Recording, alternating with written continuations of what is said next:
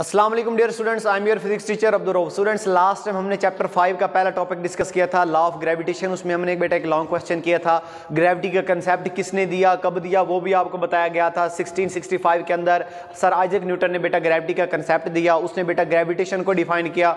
Gravitation क्या थी बेटे? जब दो कोई बॉडीज यूनिवर्स के अंदर एक दूसरे को अट्रैक्ट कर रही हूँ, वो जिन फोर्सेज की वजह से एक दूसरे को अट्रैक्ट कर रही हूँ, उस फोर्स को नाम दिया था बेटा हमने ग्रेविटेशन का। उसके बाद बेटा हमने लॉ ऑफ ग्रेविटेशन डिस्कस की। लॉ ऑफ ग्रेविटेशन डिस्कस करने के बाद प्रूव किया था F is equal to gm1 m2 divided by d square. ठीक है बेटा। उसके बाद हमने देखा था, एक शॉर्ट क्वेश्चन डिस्कस किया था, वो ये था कि कैसे लॉ ऑफ ग्रेविटेशन वो सेट रिलेट करता है न्यूटन थर्ड लॉ के साथ। वो बेटा मैंने आपको एक शॉर्ट क्वेश्चन बताया था। वो क्या था? अगर m1 अट्रैक्ट कर रहा हो m2 को, उसी वक्त m2 अट्रैक्ट करेगा बेटा m1 को। इट मींस m1 एक्शन कर रहा है तो m2 क्या कर रहा होगा बेटा? रिएक्शन कर रहा होगा। दोनों मैग्नीट्यूड में तो सेम होंगे, लेकिन डायरेक्शन में एक दूसरे के क्या होते हैं?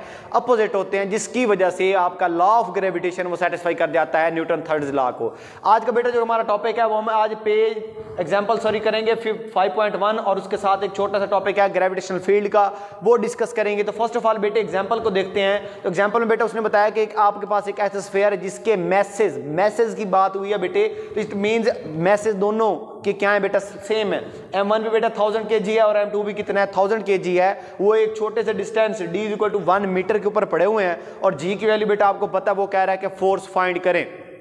तो फोर्स के लिए फार्मूला क्या होगा बेटा? लॉ ऑफ ग्रेविटेशन का फार्मूला लिखेंगे, F is equal to gm1 m2 divided by d square. तो बेटा m1 भी गिवन, m2 भी गिवन, d स्क्वायर भी गिवन, और g की वैल्यू कितनी होती है? 6.673 multiplied by 10 raised to power -11 newton metre square पर kg स्क्वायर। तो इस फार्मूला के अंदर ये पूरा डाटा पुट करेंगे तो आपके पास बेटा फोर्स की वैल्यू आ जाएगी। तो देखें क्या होगा, g की जगह क्या आ जाएगा? 6.673 मल्टीप्लाइड बाई 1000 मल्टीप्लाइड बाई इसकी वैल्यू बेटा 10 raised to power -11 divided by 1 का स्क्वायर।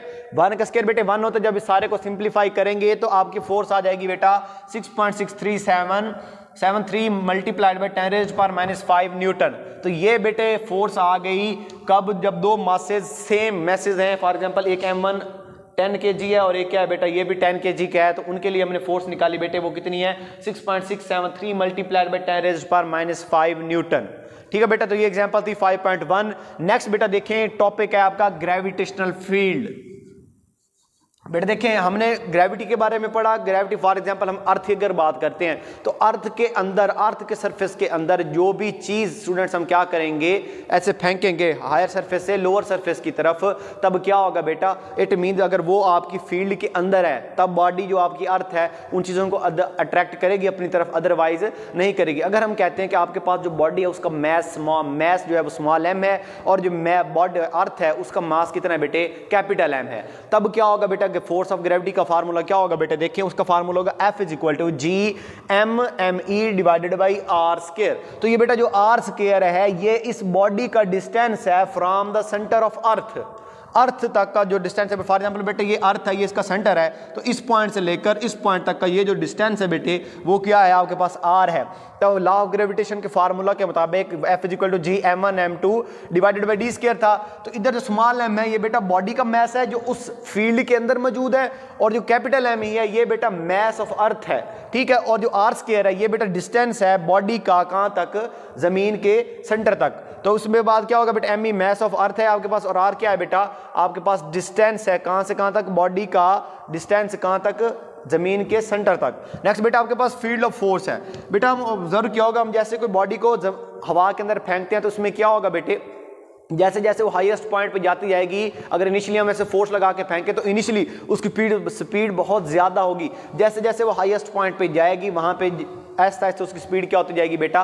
कम होती जाएगी। और जहाँ जैसे वो हाईएस्ट पॉइंट पे पहुंचकर थोड़े से वक्फे के लिए रेस्ट में आएगी, फिर जैसे वो डाउनवर्ड यानी अर्थ उसे अपनी तरफ अट्रैक्ट करेगी, जैसे जैसे वो अर्थ के नज़दीक बॉडी जाती जाएगी उसकी स्पीड में क्या होता जाएगा बेटा? इजाफा होता जाएगा, और उसके ऊपर जो फोर्स ऑफ अट्रैक्शन होगी अर्थ की वो बहुत ज़्यादा बढ़ जाएगी। जाएगी, जिसकी वजह से वो होता किस वजह से है बेटे, वो एक ग्रेविटेशनल पुल होता है। मतलब क्या है कि बॉडी का जमीन के साथ कॉन्टैक्ट कब है और किस वक्त होगा।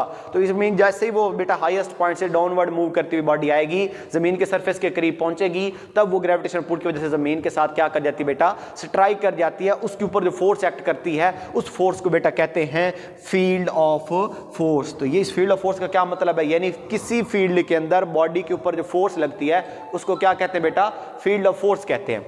ठीक है, नेक्स्ट आपके पास बेटा क्या होगी, अब ये एमसीक्यूज के लिए बात है कि gravitational field weaker and weaker as we go further away from the earth. बेटा फॉर एग्जांपल ये आपके पास अर्थ है, इस अर्थ के अंदर जितनी भी बॉडीज होंगी उनके ऊपर ग्रेविटेशनल फील्ड एक्ट करेगी। इट मींस मतलब इस फील्ड से आपकी बॉडीज बाहर चली जाती हैं तब ग्रेविटी की फोर्स या फील्ड ऑफ फोर्स एक्ट नहीं करेगी, जिसकी वजह से आपकी बॉडी टुवर्ड द सेंटर नहीं पहुंच पाएगी। इसके लिए क्या होगा बेटा, जो बॉडीज फील्ड के अंदर मौजूद होंगी उनके ऊपर ये फोर्स एप्लीकेबल है, जो फील्ड से बाहर चली जाएंगी उनके ऊपर आपकी फोर्स एप्लीकेबल नहीं है। तो नेक्स्ट बेटे देखें, the direction of gravitational field is towards the centre of earth.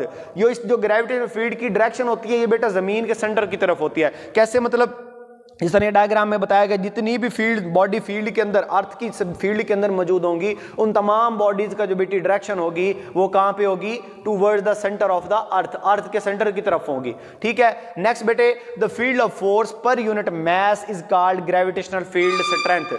बेटा शॉर्ट क्वेश्चन पूछा जा सकता है, तो बेटा शॉर्ट क्वेश्चन बन सकता है कि डिफाइन ग्रेविटेशनल फील्ड स्ट्रेंथ। उसमें आप क्या कहेंगे बेटे, the gravitational force per unit mass is called gravitational field strength. उसके बाद बेटे एक और बात है इसके बारे में कि इसकी जो वैल्यू होती है वो बेटा बराबर होती है वैल्यू ऑफ जी। जी क्या था बेटा, ग्रेविटेशनल एक्सेलरेशन था, वो किसके बराबर होता है, जी इज इक्वल टू 10 मीटर पर सेकेंड स्क्वायर। अब ग्रेविटेशनल फील्ड स्ट्रेंथ की वैल्यू क्या होगी बेटे, वो 10 तो होगी, लेकिन इसकी डेफिनेशन के मुताबिक मतलब फोर्स पर यूनिट मास, फोर्स यूनिट बेटा न्यूटन होता है, पर मास का क्या होगा बेटे, kg-1। तो ग्रेविटेशनल फील्ड स्ट्रेंथ की वैल्यू कितनी हो जाएगी बेटा, 10 न्यूटन kg-1। तो ये बेटा आज का हमारा लेक्चर था एग्जांपल 5.1 और ग्रेविटेशनल फील्ड। आई होप आप लोगों को समझ आ गया होगा। फिर भी किसी बच्चे को कोई चीज समझ नहीं आई तो आप मेरे साथ कांटेक्ट कर सकते हैं। इसके साथ साथ बेटा डेली बेसिस पे आपका क्लास वर्क होमवर्क जो दिया जाता है आप वो करते रहिए। ओके, अस्सलाम वालेकुम।